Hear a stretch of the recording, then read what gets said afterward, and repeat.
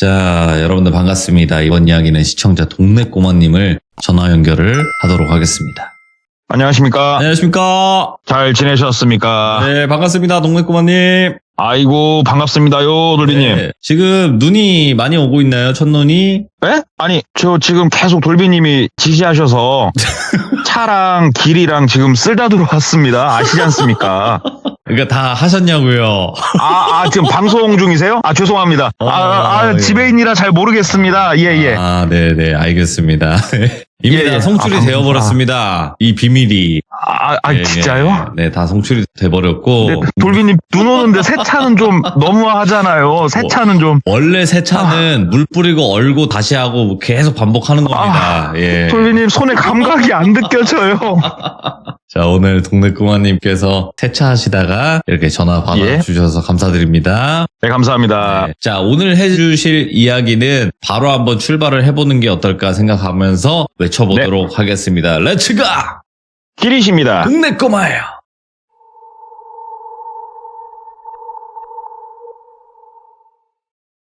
오늘 이야기는 2년도 안 된 이야기입니다. 굉장히 따끈따끈한 이야기고요. 어떻게 보면은 지금도 이 사건으로 말미암아 당사자는 좀 고통을 받고 있는 좀 그런 이야기라 조심스러워요. 한번 말씀을 드려보자면 똘비라고 하는 50대 중반 정도 되는 남성이 있었는데 이 똘비 같은 경우에는 무난한 인생을 살고 있었어요. 그냥 가정을 잘 꾸렸고 아이들이 있고 회사를 잘 다니고 있었단 말이죠.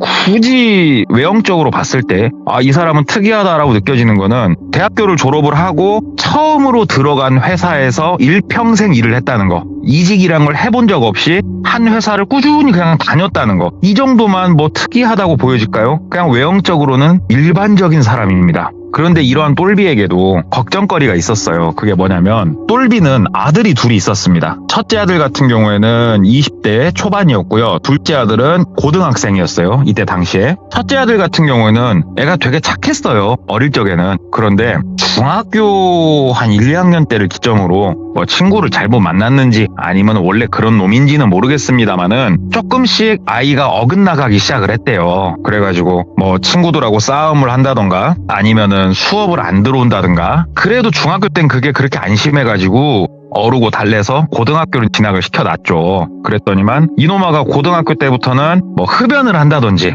아니면은 갑자기 같은 반 친구를 정말로 애를 반쯤 죽여놓는다든지 때려가지고 지가 맞고 올 때도 있고 본인이. 근데 이 녀석이 고등학교 때부터 술을 그렇게 먹기 시작을 한 거예요. 첫째가.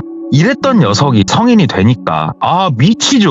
20살이 넘어가니까 고삐 풀린 망아지 마냥 온갖 짓을 다 하고 다니는데 경찰서를 몇 번을 갔나 모르겠고 그리고 그놈의 술. 이 녀석이 술을 너무 좋아해가지고 병원에 2번이나 입원을 시켰대요. 강제 입원. 알코올 중독으로. 그러니까 첫째 아들이 조금 그런 상태다 보니까 부모님은 속이 썩어 문드러지죠, 그냥. 그러면 둘째 아들은 어떻냐? 둘째 아들은 애는 착해요. 애는 착한데 공부에는 관심이 없어요, 이 녀석이. 집에 오면은 그냥 밤새도록 컴퓨터 게임만 해요. 그냥 핸드폰으로 게임했다, 컴퓨터로 게임했다. 그놈의 그 화면만 쳐다보고 살아요, 얘는. 그래가지고 열이 받아가지고 컴퓨터도 거실로 그냥 빼버렸어요, 아버지가. 그런데도 집에만 오면은 컴퓨터만 해요, 둘째는. 그러니까 외형적으로 봤을 때는 되게 평범하고 안정적인 직업을 가진 그러한 똘비였지만 속은 좀 썩어 문드러지고 있는 그러한 상황이었습니다. 오늘도 어김없이 똘비는 회사에서 일을 하고 있었어요. 참고로 그날이 토요일이었습니다. 토요일 날도 출근해가지고 할 일이 있어서 일을 하고 있었는데 갑자기 전화가 오는 거예요. 그래가지고 누군가 하고 봤더니 와이프더랍니다. 그래가지고 여보 하고 받으니까 와이프 목소리가 조금 떨리고 있더래요. 그래서 왜 그래 무슨 일 있어? 라고 물어보는데 이 수화기 너머로 들리는 소리가 있어요. 그러니까 무슨 상황인지 대충 알겠더래요. 무슨 소리가 들리고 있었냐? 어떤 남자가 술 가져다 주라고, 술 사오라고 하면서 소리를 고래고래 지르고 있더래요. 첫째 아들놈. 이놈이 지금 또 말썽을 저지르고 있구나, 집에서. 또 감이 오더래요. 그래가지고 첫째 아이 이름을 철현이라고 할게요. 철현이가 또 지금 술 때문에 난동 피우고 있어? 그러니까는 와이프가 여보 오늘은 좀 심해. 이거 어떻게 하면 좋아? 미칠 것 같아. 술을 계속 사다 줄 수는 없잖아. 뭔 말을 해도 듣지도 않고 치료를 해도 되지도 않고 어떻게 하면 좋아? 당신이 와서 어떻게 좀 해봐. 나는 돌아버려 못할 것 같아 하면서 와이프가 쥐지를 치더래요. 이런 경우는 아빠하고도 약속했고 아빠하고도 약속했잖아. 이게 뭐 하는 짓이야 너? 얘기를 하니까 아들이 엄마가 약속을 안 지키잖아. 소주를 냉장고에 가득 쟁여놓기로 약속했잖아. 이게 뭐야? 하고 막 소리를 지르는 거예요. 똘비가 여보 당신 그런 약속 한 적 있어? 그랬더니 와이프가 고개를 절레절레 저으면서 여보 내가 미쳤어? 집에다 술을 사다 놓게? 쟤 왜 저래? 하고 막 얘기를 하는 거예요. 그러니까 똘비가 너 이런 거 어디서 배웠어? 어디서 거짓말까지 해가면서 술 더 먹고 싶으면 네가 나가서 사가지고 오던지 나가서 처먹던지 야 이 새끼 집에서 엄마한테 이게 뭐한 짓이야? 하고 뭐라고 한 거예요. 집에 들어오면서부터 똘비의 분노 게이지는 한 93% 정도 차 있었단 말이에요. 뚜껑이 들썩들썩해요. 똘비도 사람인지라. 근데 첫째 이놈이 오늘따라 진짜로 뭘 잘못 먹었는가 그냥 소리 고래고래 지르고 난리도 아니더래요. 그러니까 똘비가 심호흡을 한 5-6번 딱 하고 그동안 2번 정도 입원을 시켰었으니까 얘를 그 의사 선생님들이 해주신 조언들이 있지 않습니까? 알코올 중독은 선생님 이거는 질병입니다. 이거를 질병으로 주변에 있는 가족들이 인정을 해주고 도와줘야 됩니다. 이게 약으로 치료할 수 있는 질병이 아닙니다. 본인의 의지가 제일 중요한 질병입니다. 이것은. 그래가지고 꾹꾹 눌러 담으면서 아들 딱 보면서 아들아 아빠 눈 봐봐. 너 안 그러기로 했잖아. 마지막으로 병원 들어갈 때 너 그때 눈빛 바뀌었었잖아. 같이 이겨내보자고 네가 나한테 같이 도와달라고 그랬었잖아. 너 왜 그래? 그러니까 아들이 막 피식피식 웃으면서 믿을 걸 믿어 장난도 못 치냐. 술이나 먹자고. 약속 지켜 술 사오라고 하면서 그러고 있더래요. 그래서 오케이 일단 여보 물 한 잔만 좀 부탁해. 이 녀석 물 좀 먹이면서 얘기하자. 술이 너무 취했다. 물 좀 갖다 줘. 그러니까 와이프가 따뜻하게 꿀물을 타다 주더래요. 네. 꿀물을 앞에다 딱 놔주면서 자, 더 얘기를 해보자. 얘기를 쫑알쫑알 하는데 이거 뭐 벽 보면서 얘기하는 것 같더래요. 이제 막 분노를 참기가 힘들어요 지금 똘비가. 근데 갑자기 철현이가 엄마 시끄럽고 됐고 술 줘 술 사오라고 하면서 그 주머니에서 1,000원짜리 하나를 빼가지고 엄마 쪽으로 던지면서 사와 막 긁더래요. 똘비가 야 이 새끼 하고 소리를 지르니까 똘비 갑자기 에이씨 긁면서 엄마가 준 그 꿀물 잔 있잖아요. 컵 이걸 엄마 쪽으로 집어 던지더래요. 근데 이게 뭐 노렸는지 아니면은 던졌는데 우연찮게 맞았는지 모르겠으나 엄마 광대뼈에 그 컵이 맞은 거예요. 그래가지고 컵이 단단해서 깨지진 않았는데 안 깨진 만큼 엄마한테는 어마어마한 물리적 충격이 가해지는 거죠. 컵을 빡 하고 얼굴에 맞고 그대로 엄마가 막 하면서 바닥으로 주저앉더래요. 예.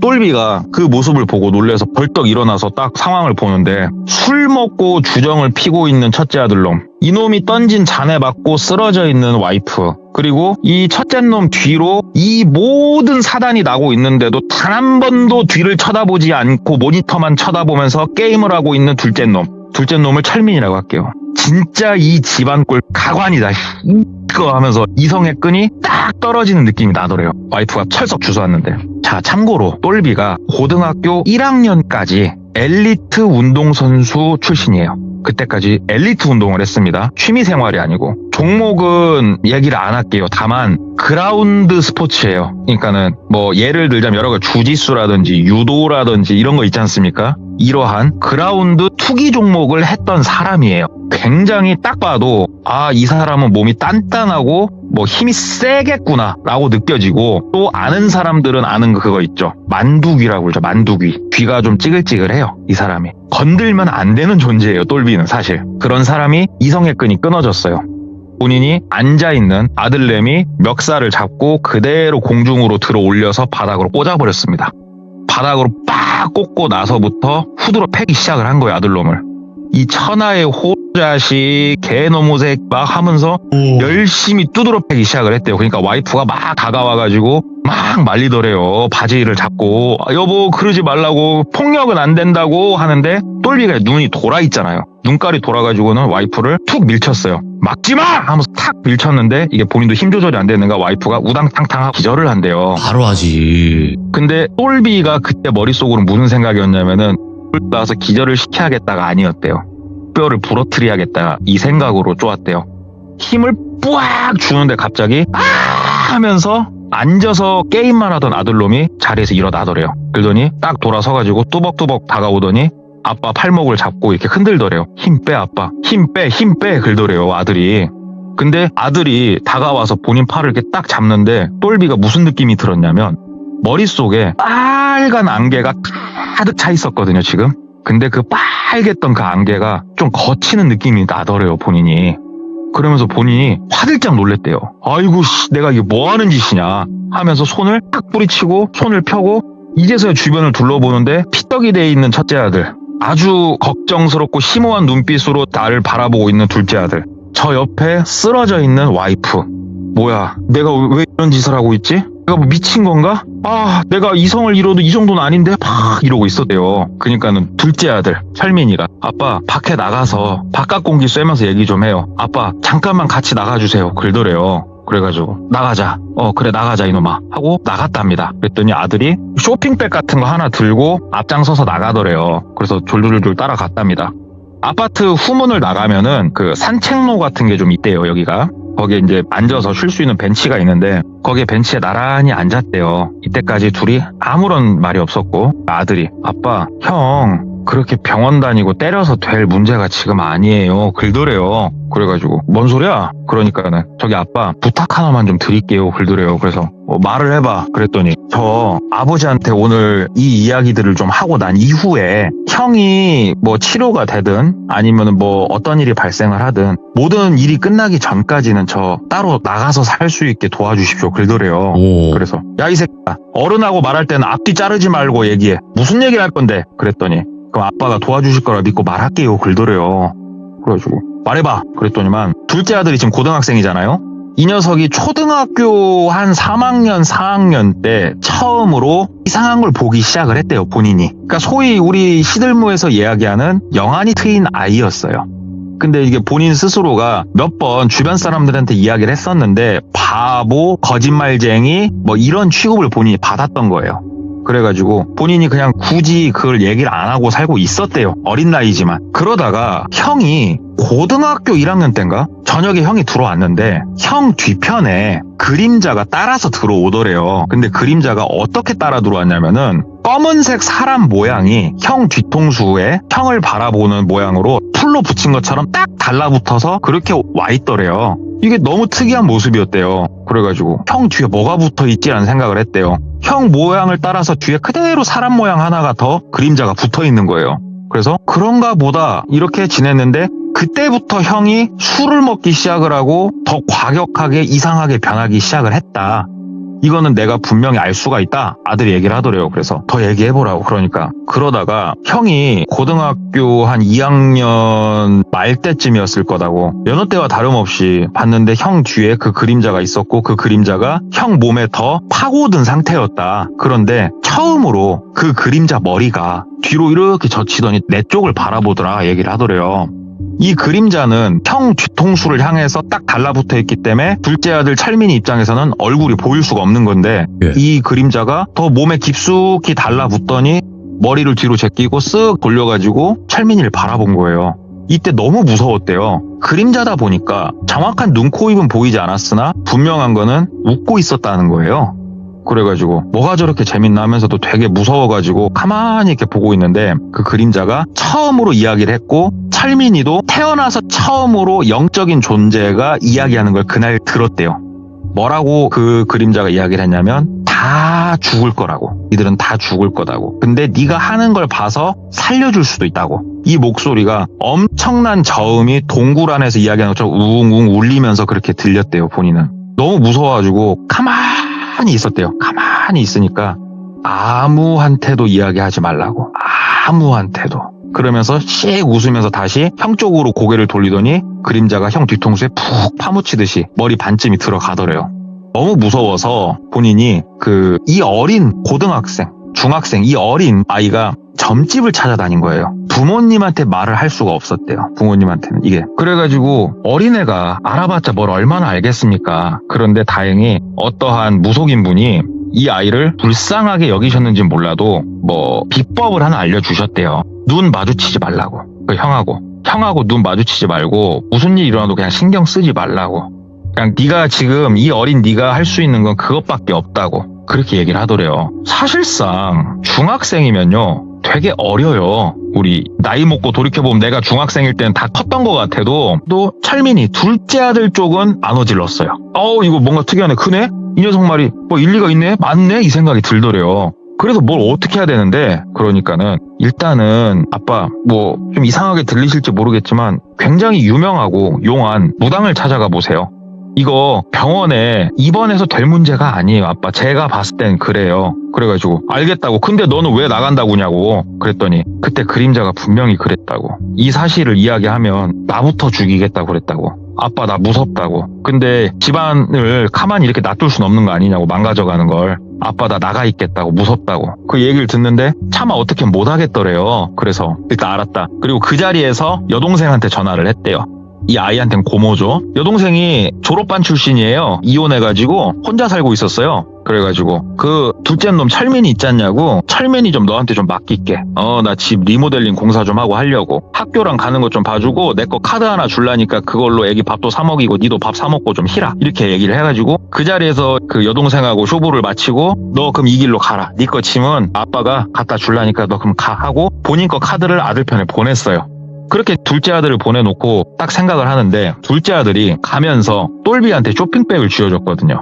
이 쇼핑백 속을 들여다봤더니 뭐가 있었냐, 좀 큰 사이즈의 복조리가 들어있었어요. 복조리 아시죠? 뜰채처럼 생긴 거. 그러면서 아들이 하는 말이 자기도 무서워서 백방으로 알아보다가 구한 아이템이다. 이게 뭐냐 그랬더니 대한민국에서 굉장히 유명한 종갓집에서 쓰던 복조리라 이거예요. 이게 복조리가 애군을 막아주는 그런 효과가 있다라고 뭐 얘기를 하더래요. 그래서 안 좋은 기운을 막아주기 때문에 이거라도 집 한쪽에 놓고 엄마라도 주라고 얘기를 하더래요. 그래서 알았다 하고 복조리를 들고 집에 들어갔더니 아들은 뻗어 있더래요. 거실에 뻗어 있고 와이프는 식탁에 앉아가지고 그 얼굴 감싸고 있고 탱탱 부었더래요. 그 컵에 맞아가지고. 그래서 와이프하고 얘기를 했죠. 여보 사실 둘째가 요래조래 해갖고 얘기를 하니까 와이프가 그랬냐고.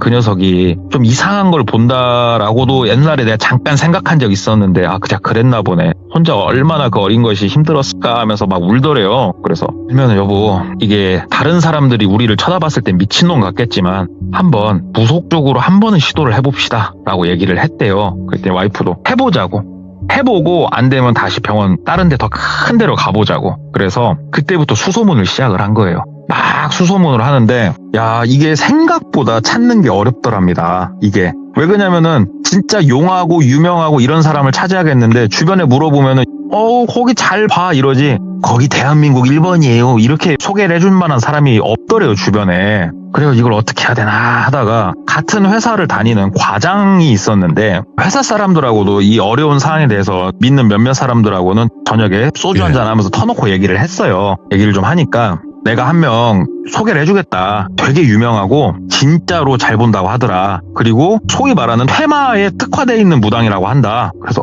소개 한번 해줘봐라. 그랬더니 차 타고 한 1시간 정도 그렇게 멀지 않은 거리에 그분이 계시더래요, 무당이. 그래가지고 전화를 하고 사정 설명을 하고 이야기를 해가지고 2주 정도 있다가 그 무당을 만나게 됐대요. 그래서 2주일 동안 와이프는 그 여동생 집에 보내놨대요. 그래서 철민이하고 같이 생활할 수 있게 보내놓고 똘비가 이제 첫째 아들 케어를 한 거죠. 다 큰 아들이니까 크게 케어할 건 없었지만 2주간 그렇게 아슬아슬한 시간을 보내고 첫째 아들을 데리고 간 거예요. 철현이를 데리고 딱 가가지고 무당 앞에 앉아가지고 막 얘기를 하는데 무당이 한참 들여다보고, 신기 있는 무당이니까 사주팔자를 푸는 무당이 아니니까 크게 묻는 것도 없더래요. 이렇게 하더니 입을 떼더랍니다.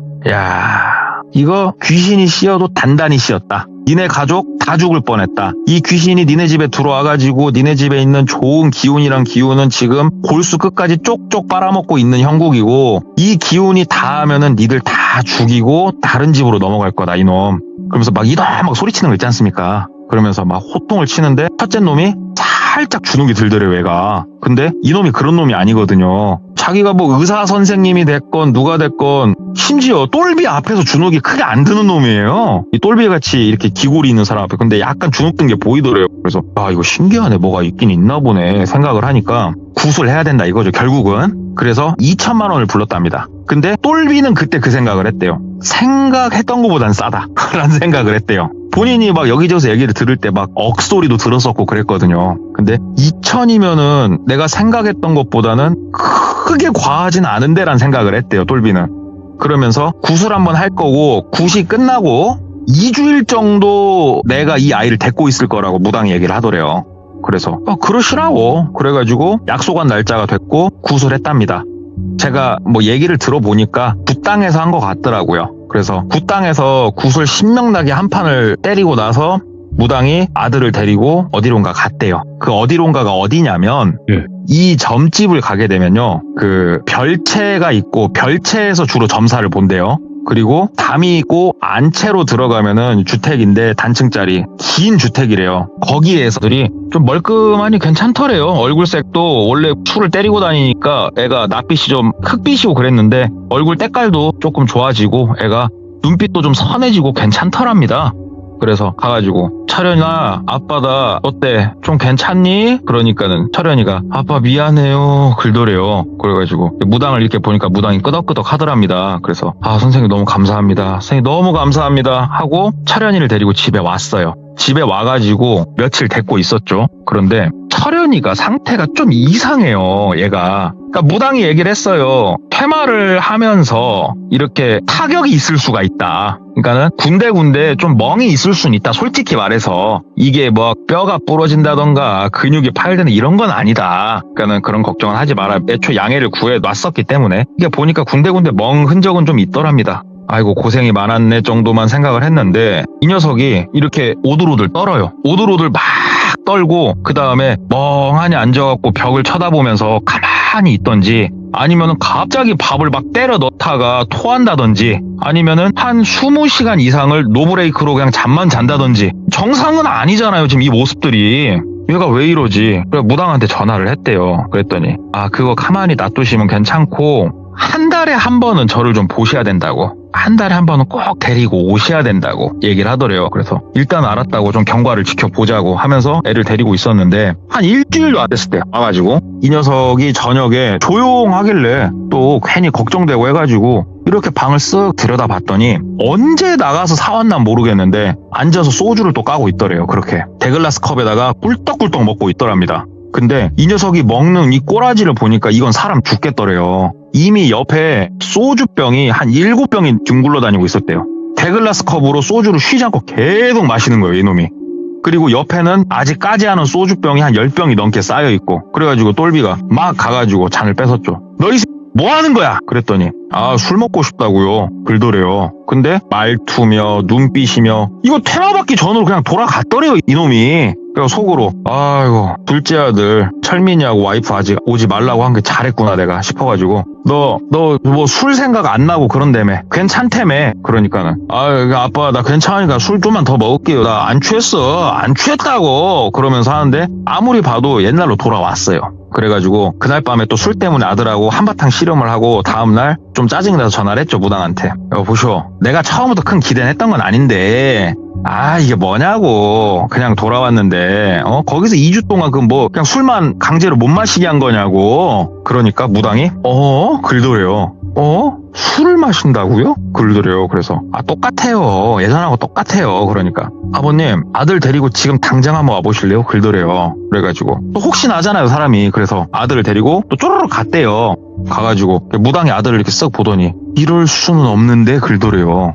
뭔 소린데요? 그러니까는 아닌데 아버님 이거는 불가능한데 저기 한 2-3일만 저한테 잠깐만 더 맡기실래요? 그러더래요. 그래서 해보라고 집에 데리고 와봐서 지금 골치만 아프니까 병원이나 알아봐야겠다 싶어가지고 맡겨놓고 나와가지고 병원을 좀 알아보고 있다가 한 3일 있다가 갔대요 아들한테. 그땐 또 이놈이 고분고분해져 있더래요. 그러면서 무당이 한번 또 경과를 좀 지켜보시라고 괜찮다고 그래가지고 집에 데리고 왔고 또 한 일주일이 채 못 돼가지고 또 술판이 벌어졌고 무당한테 또 얘기를 했더니 무당이 진짜로 이럴 순 없다고 진짜 이럴 순 없다고 막 그렇게 얘기를 하더래요. 근데 됐고 당신은 됐고 나 병원이나 내야겠다 하면서 병원을 알아보고 있었는데 똘비도 혼자 회사 다니랴 아들 케어하랴 무당하고 싸우랴 병원 알아보고 시간이 없는 거예요. 솔직히 이때 또 회사가 바쁜 시즌이었대요. 그래가지고 일단은 병원을 당장 지금 얘가 오늘 내일 하고 그런 건 아니니까 병원을 알아보고 급하게 하진 않았는데 집에 들어왔더니 아들놈이 앉아가지고 달달달달달달 떨고 있더래요. 그래가지고 아들한테 너 왜 그래요? 그러니까 아들이 술도 안 먹고 있더래요 지금. 그래가지고 너 왜 그냐? 그러니까 아들이 아니다고. 아빠, 나 너무 춥고, 나 왜 그런지 모르겠다고 막 애가 혼이 나가 있더랍니다. 그래서 병원을 데리고 가려고 하는데 아들이 병원이라고 그러면 애가 질색팔색해요. 강제 입원을 2번 당했었잖아요. 얘가 막 애명을 하더래요. 그래가지고 입을 덮어주고 좀 쉬어라 그러고 있는데 친구한테 전화가 온 거예요. 원래 집에 들렸다 옷 갈아입고 좀 나가려고 했었거든요.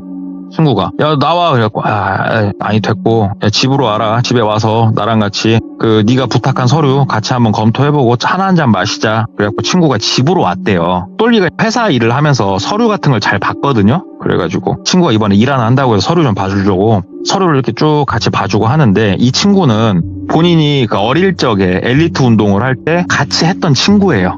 그리고 본인은 고1 때 엘리트를 그만뒀고 이 친구는 엘리트를 쭉 생활을 하다가 나이 먹고 다 접고 사업을 하고 있는 상황이었거든요.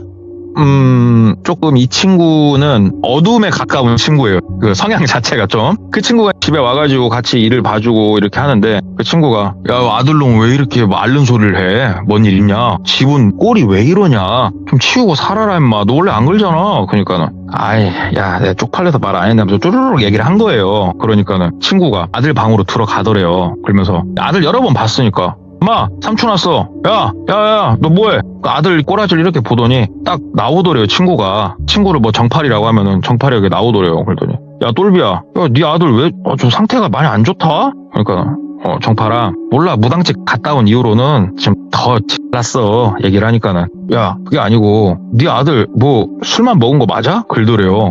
그래가지고 알코올 중독이라고 말했잖아. 그랬더니 야 이 새끼야 내가 술 먹고 정신 나간 놈 한두 놈 봐? 저건 술이 아니야 이 새끼야.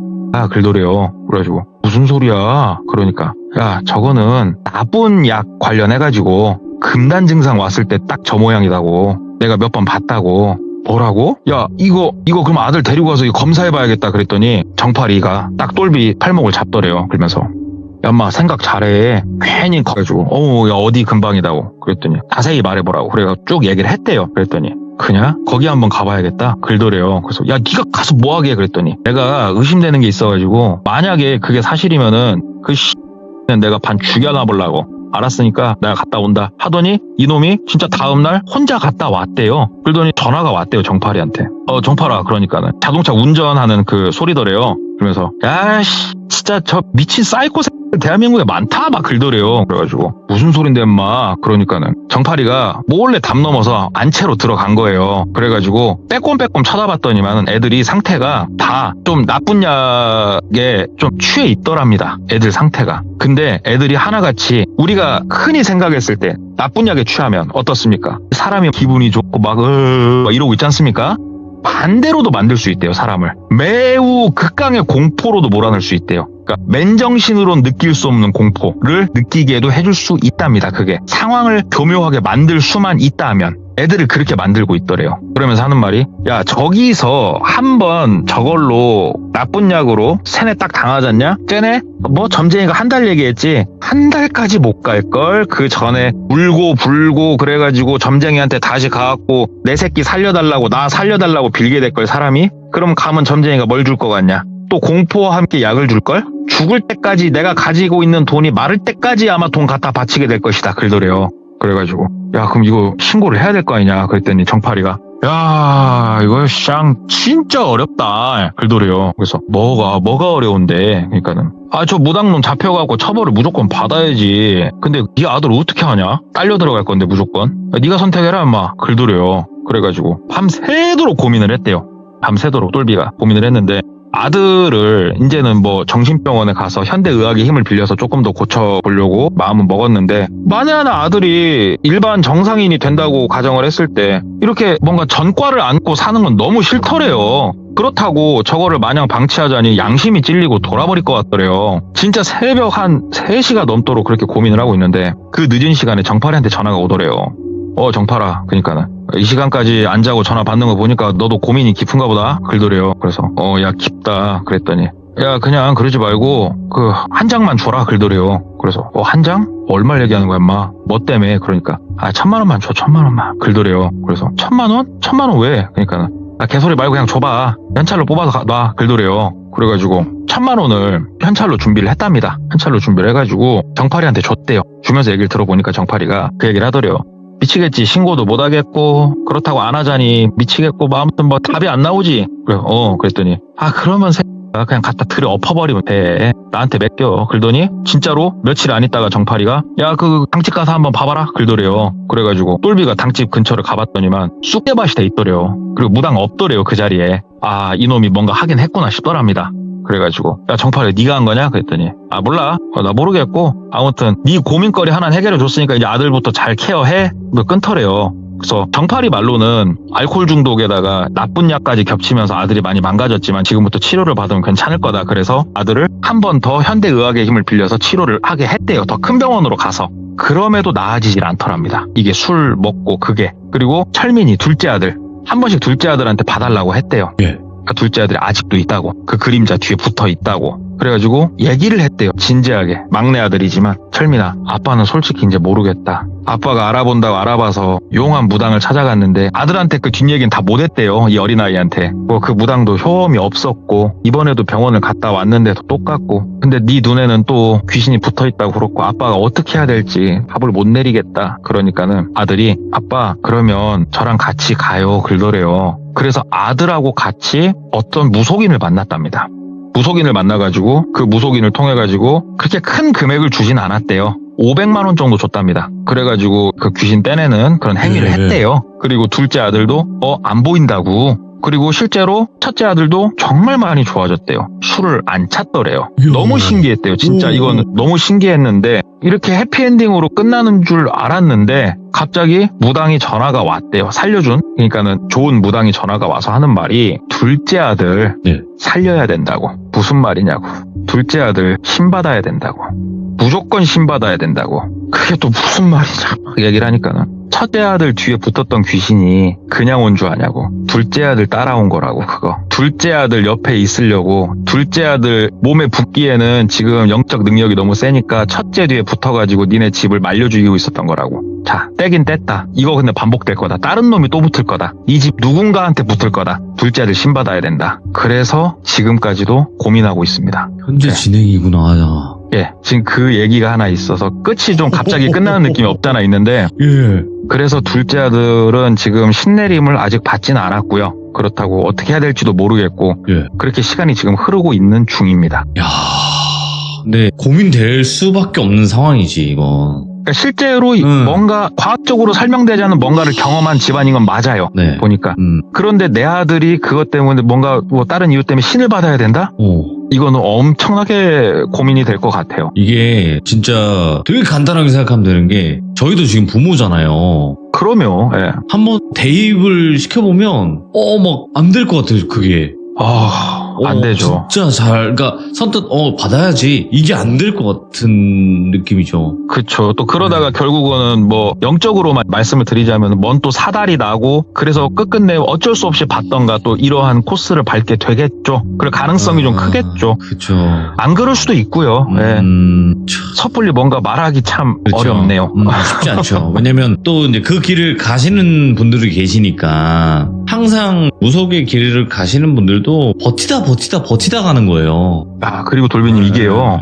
이 이야기를 저 이분하고 그렇게 안 친해요. 돌비님한테 제가 말씀드렸잖아요. 네. 그냥 얘기하면요 이렇게 디테일하게 절대 얘기를 안 해줘요.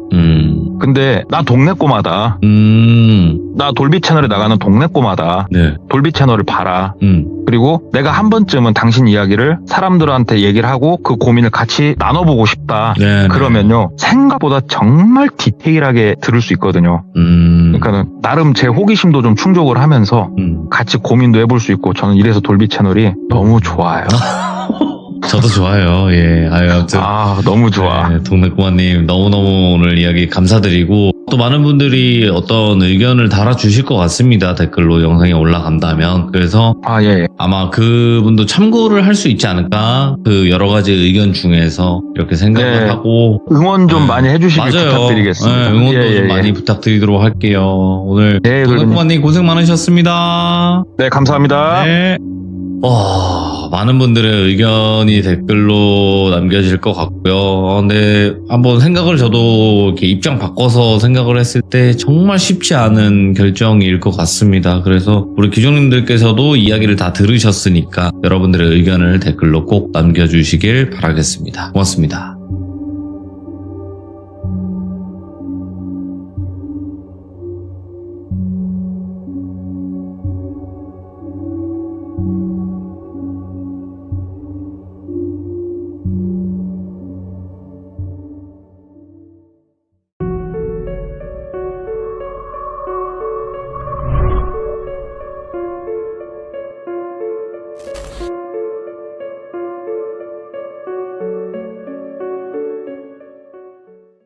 자, 이번 이야기는 시청자 강북팬더님이 시들무 처음으로 방문을 해주셨고요. 오늘 해주실 이야기가 삼촌이 해주신 이야기인 것 같아요. 근데 보통 이야기는 아닌 것 같습니다. 바로 만나보도록 할게요. 네, 안녕하세요. 강북팬더님, 반갑습니다. 자, 오늘 강북팬더님께서 들려주실 이야기가 삼촌분께서 들려주신 이야기인 것 같아요. 예, 맞아요. 그러면 한참 과거로 가야 될까요? 그렇죠. 거의 삼촌이긴 한데 아버지 뻘이라고 보면 돼서 네. 그러니까 아버지 세대가 젊었을 때 겪은 그런 얘기인데 네. 이게 또 삼촌이 그냥 평소에는 얘기를 안 해줘요. 예. 평소에는 얘기를 안 해주는데 술이 한창 됐을 때 그럴 때 겨우 이제 몇 번 해주고 그랬던 얘기거든요. 그러니까 술 그래서 기운을 빌려서라도 해야 되는 그쵸. 그런 이야기네. 네. 알겠습니다. 그러면 더 묻지 않고 바로 들어보도록 하겠습니다. 제가 렛츠가 하면요. 강북에 사는 팬더입니다. 이렇게 해주시면 됩니다. 그냥. 예, 네. 렛츠가! 강북에 사는 팬더입니다.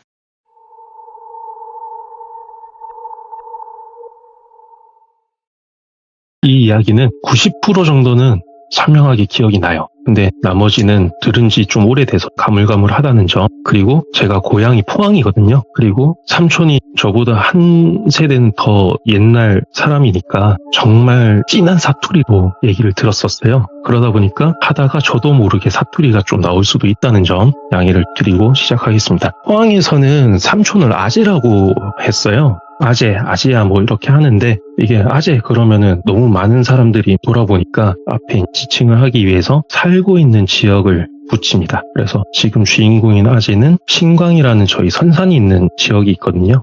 거기서 살고 있어서 신광아재 그랬는데 진짜 전형적인 경상도 테토남이에요. 완전 무뚝뚝하고 말도 없고 막 행동도 좀 거친데 노약자는 또 잘 챙겨줘요. 그래서 어릴 때 아재집에 많이 놀러를 갔거든요. 왜냐면 가면은 막 산기슭에 곤충도 많고 동물도 많고 막 계곡에서 물고기 잡고 또 잔소리를 안 했어요.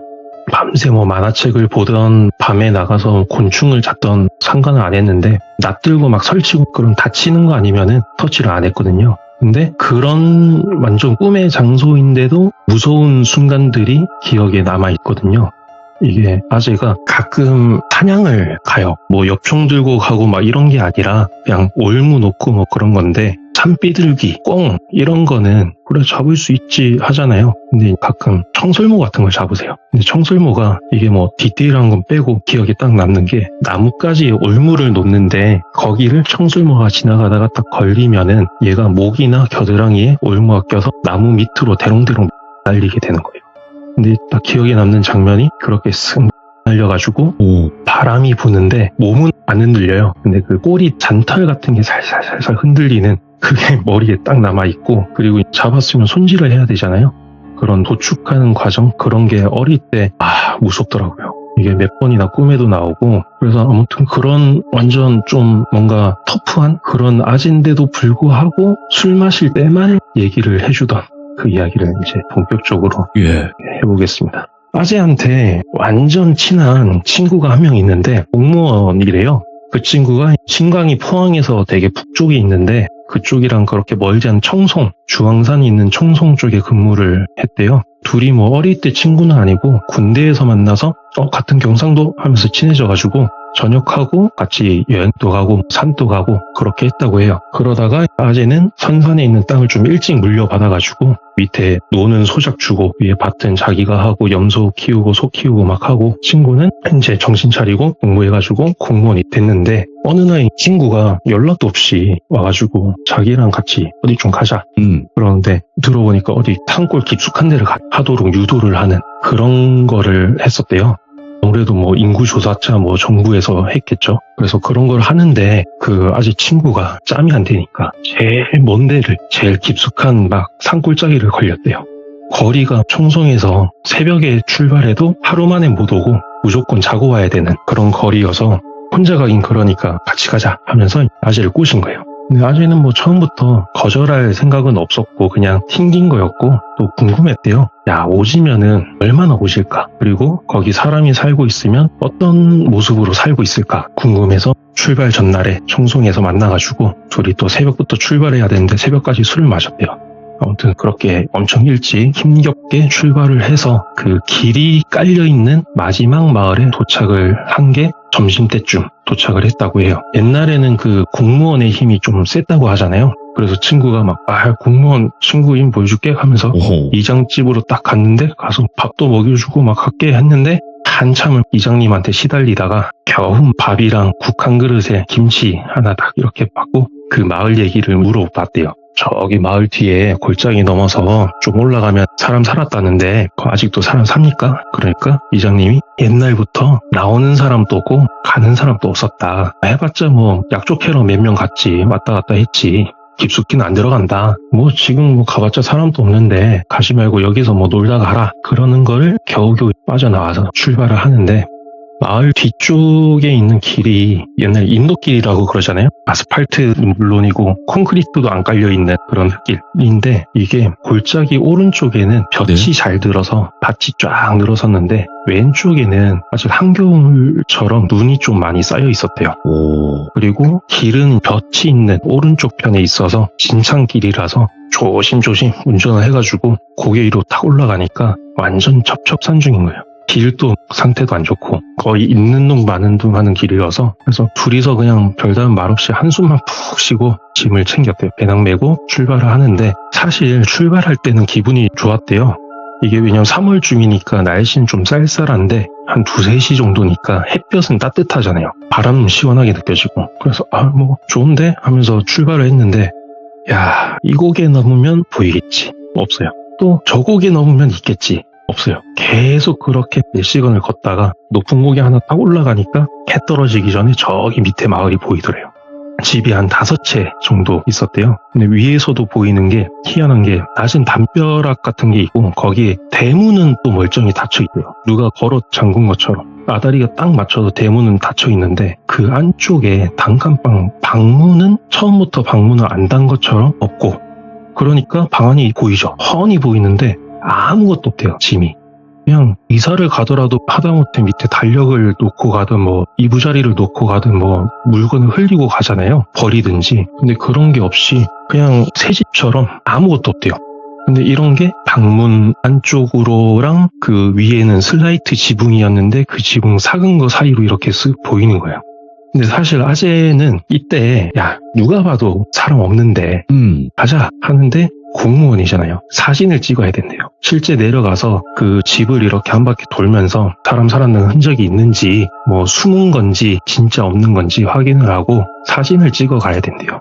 한참을 걸어서 내려가서 보니까 이게 느낌이 너무 다른 게, 딱 내려가서 보니까 위에서 본 것처럼 담 넘어서 보이는 집안이 아무것도 없고 살림잡기 하나도 없고 햇볕 아래에 있는데 밝은 냉동창고에 있는 것처럼 햇빛에도 뭔가 서늘한 느낌이 확 들더래요.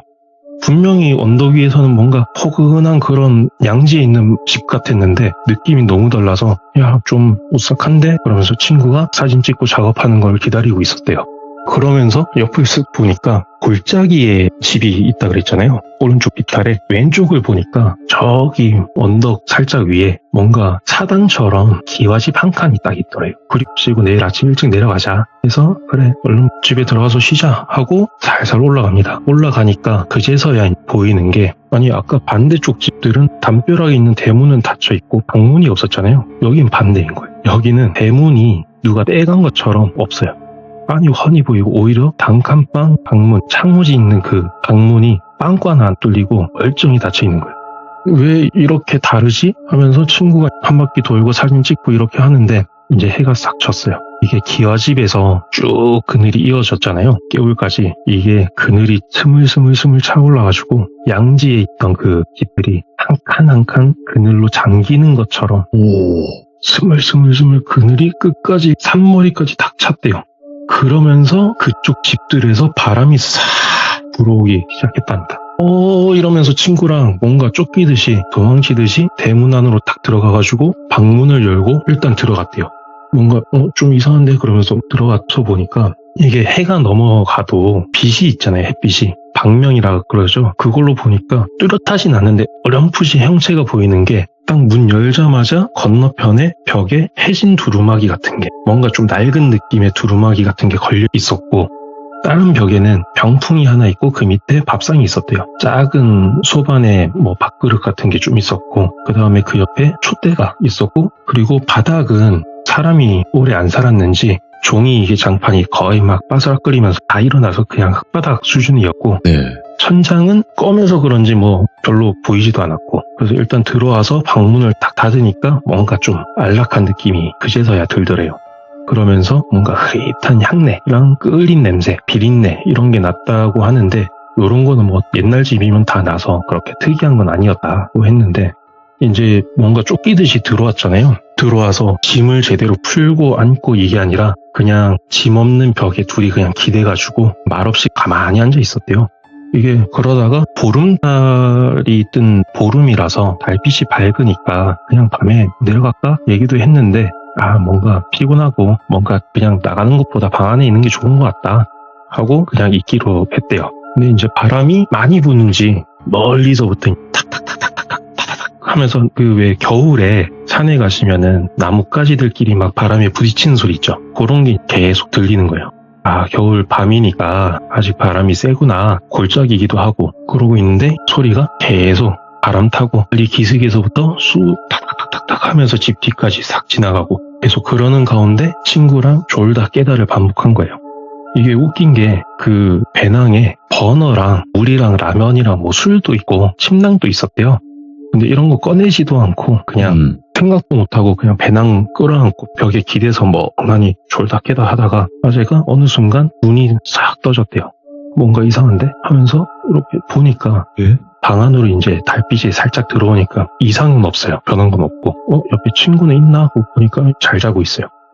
아무것도 없는데 이상한 거 없는데 하는 순간 조용히 친구를 깨웠대요. 야 빨리 일어나 일어나. 바람이 멀리서부터 핑 불어오고 막 그랬는데 이 나뭇가지 부딪히는 그 탁 소리가 어느 순간 집을 삥삥 돌고 있대요. 집을 둘러싸고 탁탁탁탁탁탁 소리가 나는 거예요. 이게 분명 멀리서 탁탁탁 하다가 멀어졌는데 어느 순간 뺑뺑 방을 돌고 있으니까 근데 또 무서운 게 문 틈에 밖이 보이는 틈이 없어요. 그렇다고 문을 열면 또 안 될 것 같아. 보니까 친구도 멘붕 와가지고 배낭을 뒤져가지고 랜턴 꺼내고 하는데 불도 안 들어요. 배터리 꺼내서 바깥 끼고 뺐다 끼웠다 하고 아재는 아재대로 배낭에서 성냥 꺼내가지고 신문지에 불 붙이려고 하는데 옛날 신문지가 불 붙이면 잘 붙거든요.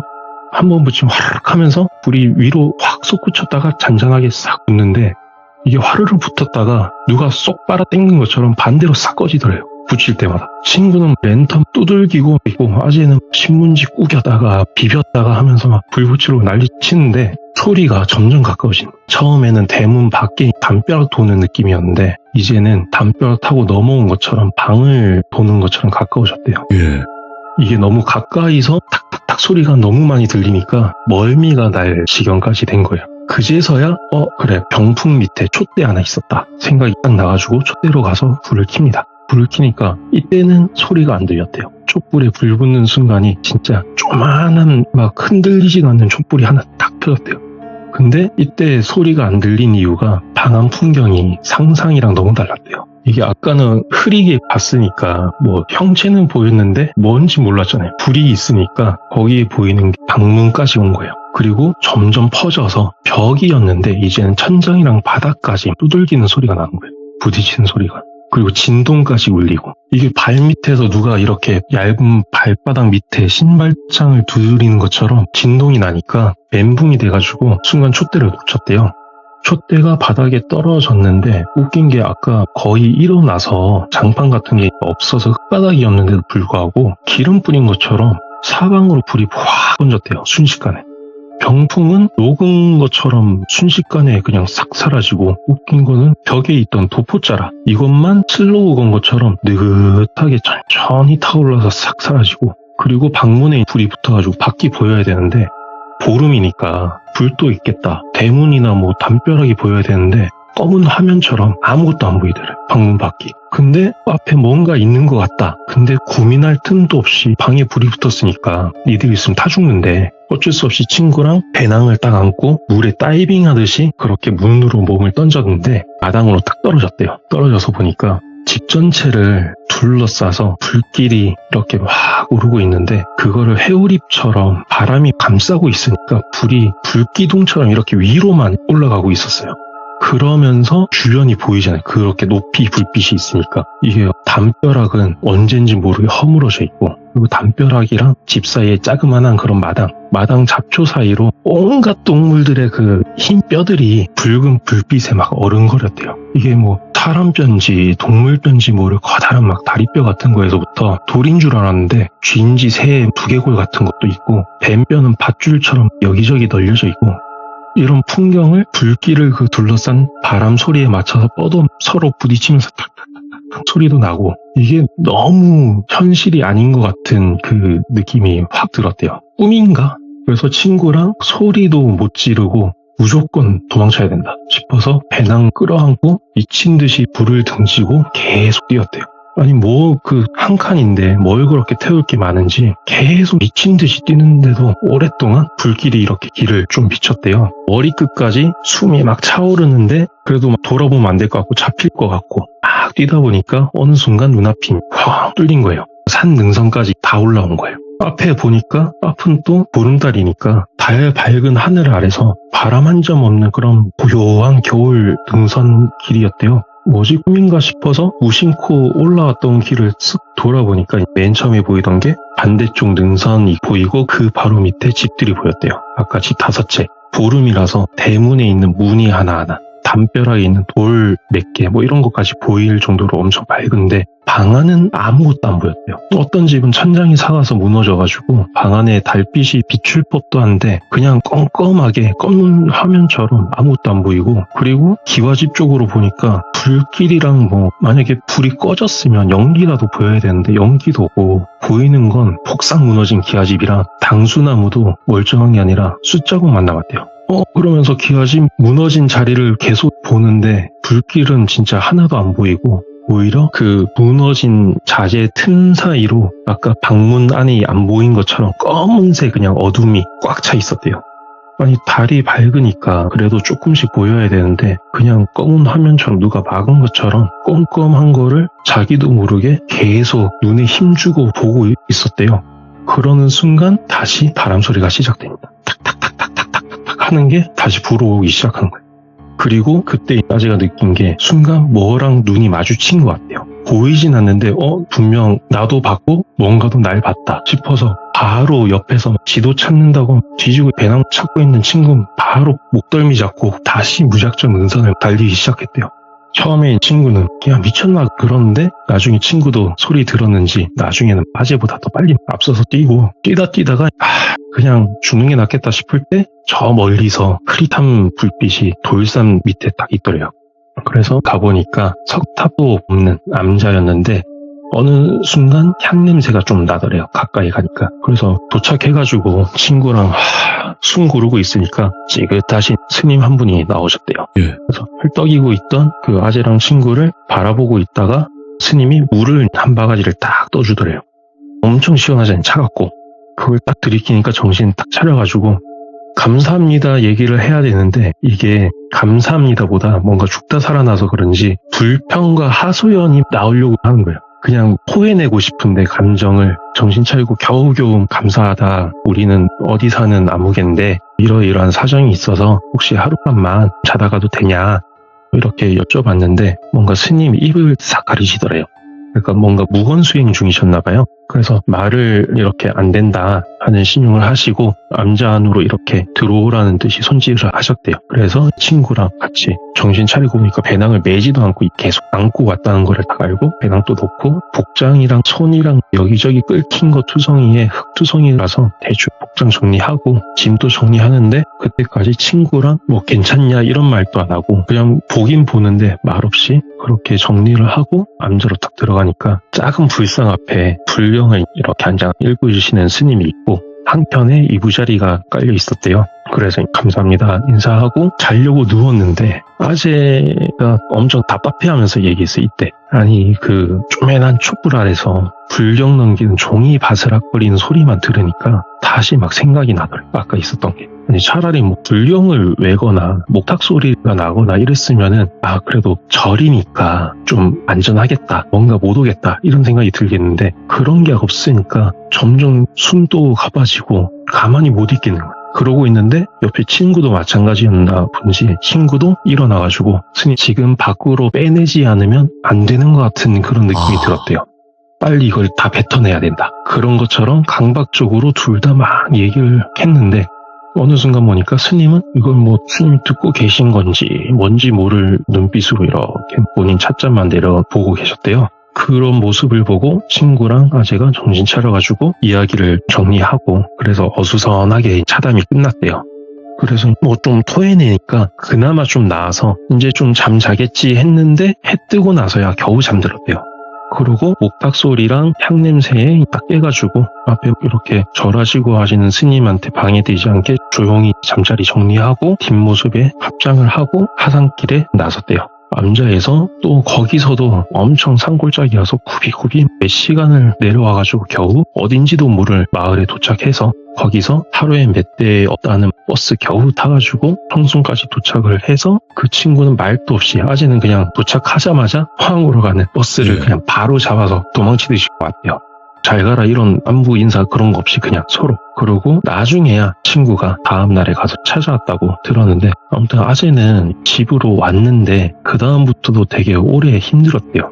해만 딱 떨어지면은 바람만 불면 나뭇가지 타닥 소리는 어디든지 들리는 거니까 그 소리만 나면 그날 밤이 계속 생각이 났던 거예요. 근데 그게 친구도 비슷했는지 몇 달 동안 서로 연락을 아무도 안 해요.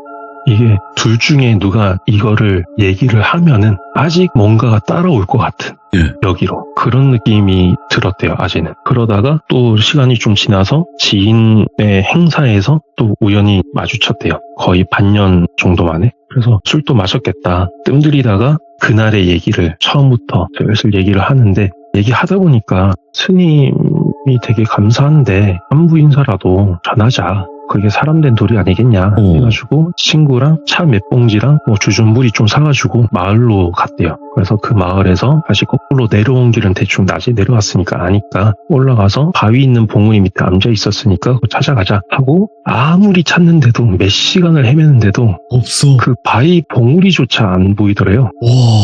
아니 이게 분명히 바위 봉우리 밑에 불빛이 있었고 헷갈릴 수가 없는 게 거의 흙봉우리인데 거기만 큰 바위가 있고 그 밑에 암자가 있었고 스님한테 물도 얻어 마시고 거기서 인사하고 잠도 자고 차도 마셨는데 막 헤매는 가운데 해도 슬슬 넘어가는 거예요. 그러는 순간 또 그날이 또 스물스물 생각이 나더래요. 둘 다 또 말없이 바로 달리듯이 마을로 내려갔어요. 내려가니까 뭐 그런 외지인이 잘 없는 마을인데 둘이 막 아침 일찍 올라갔다가 늦게 내려오니까 지나가다가 본 어르신이 뒤에 약속했냐고. 아니 우리는 여기 절 암자 찾으러 왔다. 여기 스님한테 신세를 좀 져가지고 차랑 이런 거 드리려고 왔다. 그러니까 여기 뒤에 아무것도 없다고. 요 뒷산은 암자고 뭐 절이고 하다못해 기도터도 없다. 자기가 평생 요 동네 살았는데 한 번도 목탁 소리 한 번 들은 적이 없다고 얘기를 하시는 거예요. 이거 아닌데? 분명히 우리 둘이 같이 경험한 건데. 그러니까. 그러고 그날처럼 둘 다 또 말없이 각자 그냥 집으로 바로 돌아왔대요. 그러고 나서 아재랑 친구 연락이 또 자연스럽게 멀어지고 경조사 때나 간간히 보는데 보긴 해도 그때 얘기는 안 하고 서로 의식적으로. 그러다가 나중에서야 아재가 그날 이야기를 혼자 떠올릴 수 있을 때 그때 혼자서 다시 찾으러 갔대요. 그 암자를. 오. 10번도 넘게 갔대요. 나중에는 그 마을에 민박 잡고 막 아침에 올라갔다 내려오고 막 그렇게 헤맸는데도 결국 못 찾고, 이게 이해가 안 됐다고 하는 게, 진짜 미스테리하다. 아니 산이니까 산길이 진짜 막 올라갈 때 다르고 내려올 때 다르거든요. 그러니까 못 찾는다 쳐도 포인트가 되는 그 돌 봉우리, 이거는 형태가 변할 수는 없잖아요. 절대 안 변하죠. 근데 이거조차 없는 거예요. 그래서 그렇게 막 여러 해가 또 지나가서 이제야 그 친구랑 술안주 삼아서 다시 얘기를 또 했대요. 그러면서 처음부터 서로 기억 맞춰보면서 얘기하다가 어느 순간 이상한데 싶었던 게 서로 기억이 달랐대요. 아재는 분명히 암자에 도착해서 스님이 냉수 한 바가지 주셨고 무건수행 하신 것처럼 말 한마디 안 하셨고 조용히 계셨고 친구랑 둘만 떠들고 열정적으로 얘기하고 자고 내려왔는데, 예. 친구는 암자에 도착했을 때부터 마당에서 세 사람이 한참 얘기를 했대요. 스님이 막 어떻게 왔냐 그랬냐, 차 마실 때는 그 얘기하는 거 똑같았는데 스님도 맞장구 쳐주고 그러다가 아침에는 배웅도 해주대요. 이게 기억이 일부만 다른 정도가 아니라 암자에 도착하는 순간 이럴 때마다 조금 무서웠던 게, 이 얘기를 하실 때마다 뭔가 낯설어 보이는 거예요. 그 이야기를 하는 아재가 예. 뭔가 진짜 쌍남자 같고 막 그런 아재가 이 이야기를 할 때마다 뭔가 진짜 아재의 일부분이 아직도 거기에 있는 것처럼, 예. 뭔가 두고 온 사람처럼 낯설게 보이더라고요. 그래서 이 이야기가 오랫동안 제 기억 속에서도 남아있고요. 뭔가 담보 잡혀 있는 듯한? 예, 그니까요. 알면 안 된다는 게 그냥 제 느낌이지만, 그거를 안 순간 아예 거기로 귀속될 수도 있겠다라는 생각이 드는 느낌인 거죠. 예. 그래서 아재는 지금은 돌아가셨거든요. 아, 예. 지금은 선산에 같이 계시는데, 예. 그래도 뭐 조상님들이랑 뭐 가족들이랑 같이 있으니까 그렇게 무섭지는 않으시겠죠. 야. 근데 저도 아직은 지금은 안 하지만 한때 계속 야간 산행도 하고 백패킹도 하고 했었거든요. 그러다가 이야기 나온 것처럼 유독 바람 소리가 막 쫙 불면서 나뭇가지 흔들리는 탁 소리가 날 때가 있어요. 그럴 때 저도 모르게 네이버 지도로 청송을 이렇게 찾아봐요. 예. 뭔가 이 산이 아닐까, 이 골짜기 가니까 그렇게 찾게 되더라고요. 일단은 오늘 강북 팬더님께서 이야기를 들려주셨는데, 처음 참여하시는데도 이렇게 레전드로 이야기를 잘 하시네요. 엄청. 근데 중간에 많이 떨어가지고 아직도 아니, 떨리네요. 이게 떨린다고 하시면 안 되는 거예요, 진짜로. 너무 잘하셨어요, 정말. 진짜 깜짝 놀랐어요. 솔직하게 말씀드리면 팬더님께서 이야기만 더 있다면 앞으로 또 더 이야기를 들려주러 오신다, 이렇게 소개해드리면 좋은데, 이야기가 더 있으실까요? 아니면 이게 딱 이 이야기로 끝나는 걸까요? 지금 그 아재의 이야기는 요걸로 끝이고요. 네, 또 다른 이야기가 있긴 있어요? 제가 산 타면서 경험한 게 있긴 한데, 이야, 됐다. 근데 산 그거는- 담당해주세요, 그냥. 돌비 산 담당. 국내 산으로 담당을 해주시면 될 것 같고, 오늘 이야기도 너무너무 빠져들게 레전드 이야기가 아닌가 싶고, 너무너무 잘 들었습니다. 감사합니다. 예, 감사합니다. 다음번에 또 뵙겠습니다. 예. 네. 오늘 강북 팬더님께서 삼촌이 유독 술만 마셨을 때만 이야기했던 그 이야기를 오늘 들려주셨는데, 너무 이야기 표현도 잘하시면서 여러 가지 생각이 들게 만드는, 도대체 뭐였을까? 도대체 삼촌이 알고 싶었던 그것은 무엇이었을까? 댓글 남겨주시길 바라겠습니다. 감사합니다.